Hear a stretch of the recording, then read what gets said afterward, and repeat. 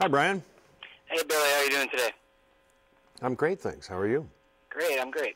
So first off, I got to say this is a really ambitious show, an ambitious project. I mean, was the ambition and just kind of the scope of the project part of the thing that drew you to, or was it more the character of Dr. Alan Farragut?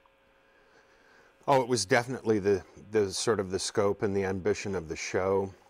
I'm a science fiction fan. I particularly like the this kind of I don't know what I guess you'd call it, a subgenre of science fiction. It was very reminiscent to me of a few of my favorite old movies, both The Thing, the Howard Hawks version, and the John Carpenter version, and then the great movie, the Michael Crichton movie from the 70s, The Andromeda Strain. Yes. So it was quite exciting for me to think about being in a show like this. Nice. So, I mean, can you talk about the capacity of research that you have to do for portraying a character like this? Obviously, there's not a disease like this that is spreading, but I mean, can you talk about the kind of people you talk to kind of get in the right mindset to play this guy? I didn't talk to anyone. I didn't. I don't believe in research. I just read the script and not that research isn't valuable. I suppose it is, but the writers do that. They're the ones that do the research. And so my mission is to bring to life what they've put on the page. And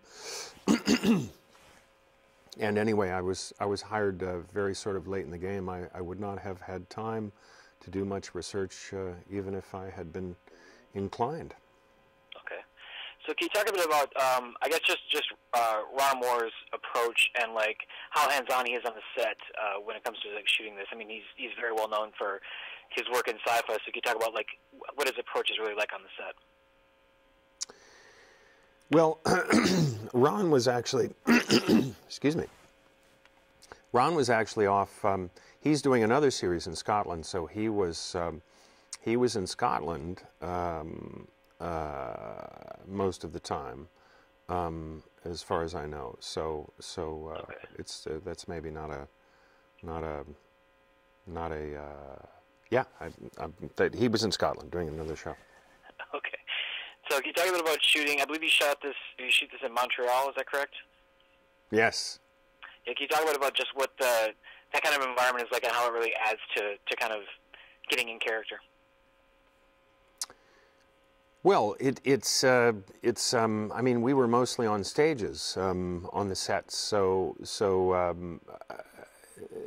then as the series goes along, we get outside of the base in the Arctic there and move to some other places. But Montreal is a wonderful, wonderful city. It's, I think, my favorite North American city, and I loved being there. I hope if we are so lucky as to get another season, I hope to be back in Montreal again.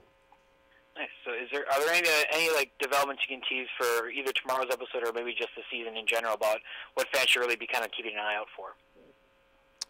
Well, I mean, things as exciting as the first couple of episodes were, it just gets that much more exciting. It's a real thrill ride, and the show goes places that I certainly didn't expect it to go, and I think if I was surprised, then the audience is sure to be. Nice. So, do you have any like thoughts about like what you'd like to see with your character if it does get picked up for a second season? No. That's really the sort of the purview of the writers. I leave that to them, and they can figure out what's going on. I like being surprised. I like not knowing what's going to happen. And boy, I hit the jackpot on this show. Nice. So just what would you like to say to anyone who might not have seen the premiere about why they should check that out and keep tuning in on Friday nights on SyFy?